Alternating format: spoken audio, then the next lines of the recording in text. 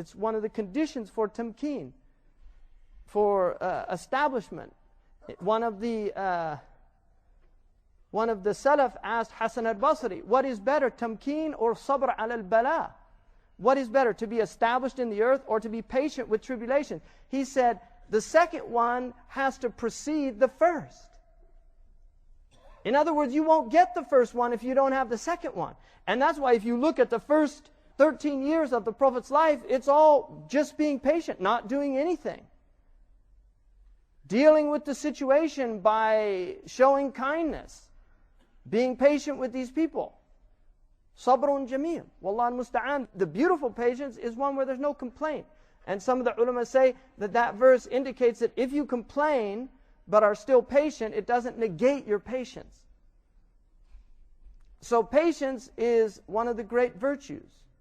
Some of them place it under the category of courage in the moral virtues, what the Arabs call ummahat al-fada'il, the matrices of the virtues, where all the virtues emanate from, the moral virtues. The patience is a type of courage because it's courageous to show patience. It's an act of will. And that's why the Prophet ﷺ said, "Al-sabru 'inda sadmat al-ula." Patience is when the calamity first happens. It's not later when you have time to think about it. It's when it first happens, and the opposite of it is faza', is where you lose control. You completely lose it, like they say in this culture. You lose it. And one of the gifts of those who show patience in this world is that they are freed from al-faza' al-akbar in the next world. When everybody else is in a total state of anxiety and dread before the ominous reality of Judgment Day, these people are in a state of sakina. They're not troubled by it because Allah subhanahu wa ta'ala promised them that. So this is one of the gifts. There are many other gifts that Allah subhanahu wa ta'ala promises. Allah says, "Isbiru wa sabiru wa rabitu wa taqullaha la'alakum tuflihun." Have patience and have musabara. The ulama differ about what that means. Some of them say that musabara is where it's patience towards an enemy outside of yourself. For instance, shaitan or a martial enemy, somebody trying to conquer your lands. That you have to show patience because victory doesn't come immediately. It takes time. The Prophet said, "Al-harbu baynana wa baynahum sijal." War between me and my opponents is one of attrition. One day for them, another day for me. وَالْعَاقِبَةُ لِلْمُتَّقِينَ. This is what this promise. Even if there's no victory for the people of righteousness in this world, they're promised victory in the next world. Somebody might live their life and never see that. But in the akhirah, they're promised that. So anybody that attempts to go out into the world to make the world a better place, not for themselves, because you can just go into uzla, you can go into retreat, but actually for other people, for your children, for your society, you're going to come up against people that don't want that because there's people that benefit from those things that are harmful out there. There's people that benefit from selling arms. The Prophet ﷺ said, "Bā'i'u silahan 'inda al-fitnati mal'un." The one who sells armaments during conflict, periods of conflict, is damned to hell. It's a cursed person. Because it's an evil and odious thing to do that. To sell arms when people are suffering.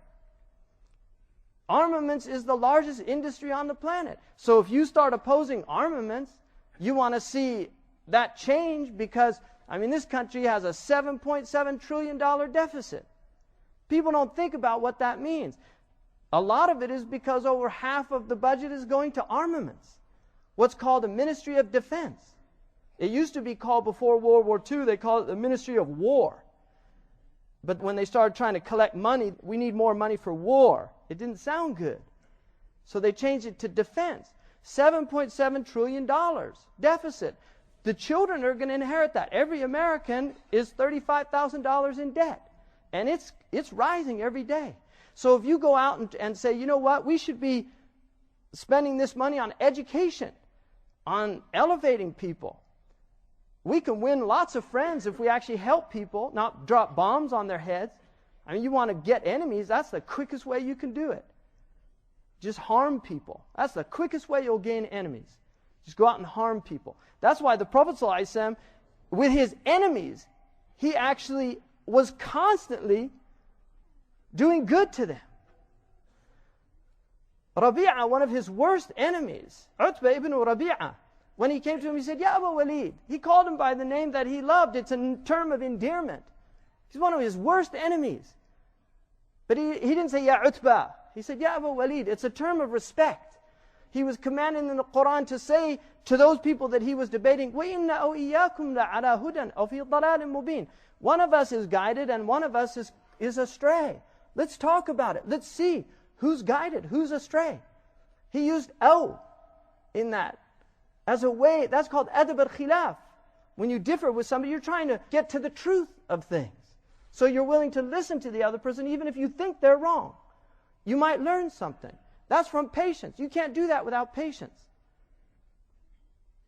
You can't do that. The Prophet ﷺ was the most patient of people, and he taught us patience. And he had a long-term vision. He wasn't short-term. He wasn't short-term. He was thinking about the end of time.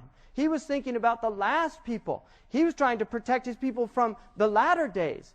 He gave us counsel that was not for his companions. It was actually for us. It's not for his companions. There are hadith that have nothing to do with the companions. They're clearly for people that would come later. Because he was thinking about other people. That was all he did. He thought about other people for the sake of Allah subhanahu wa ta'ala. And that takes great patience. Being patient with people. It's one of the great gifts of Islam. And that's why we just finished Ramadan. It's called Shahrul Sabr, the month of patience. It's supposed to teach people patience. When you stop eating, when somebody gets you angry, you're supposed to say, Allahumma inni sa'im. That's to teach you how to deal with people who make you angry, instead of being somebody who's a victim of button pushing. Like one of my boys, I heard this crying, and I went in, I said, what happened? He said, I pushed his buttons.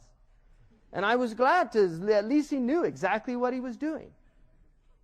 There's a lot of people don't know that. I mean, that's a type of self-knowledge. So even though I didn't like the fact he was pushing his little brother's buttons, I was pleased that he realized that's exactly what he was doing. Because there's people that go out there and they're just pushing people's buttons. And they do it all day long. You'll meet people, all they want to do is get in an argument with you. It has nothing to do with you, because it's Zayd or Amr or Abdullah. It doesn't matter. It's just social pathology. So he's using the world as an arena to express his social pathology. And the world's filled with people like that. People without any self-knowledge, any critical introspection where they have to look at themselves, think about their behavior, think about how they're responding. And the Quran is a mirror. It holds itself right up to humanity. And it says, find yourself in there, because I guarantee you, you're in there. You might be Pharaoh. You might be Haman. You might be Qarun. You might be Asya. You might be the abused wife in a bad relationship.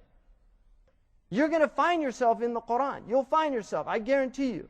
You might find an amalgam. I've got a little bit of that. I've got a little bit of that. Because the archetypes are there. But you will find yourself. And that's what the Quran is there, to show us ourselves. That we might change ourselves in order to accord with divine revelation. To be a Muslim, to be one in submission to Allah subhanahu wa ta'ala. And the path is arduous and it takes time and patience. أقول قولي هذا واستغفر الله لي ولكم.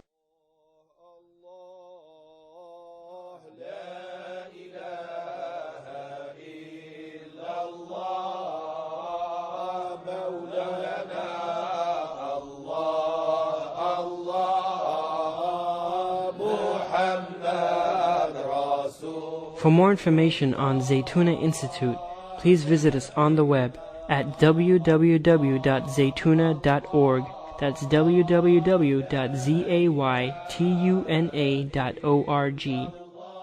To purchase lectures by Sheikh Hamza Yusuf and other traditional scholars, please visit Alhambra Productions on the internet at www.alhambraproductions.com. That's www.alhambraproductions.com.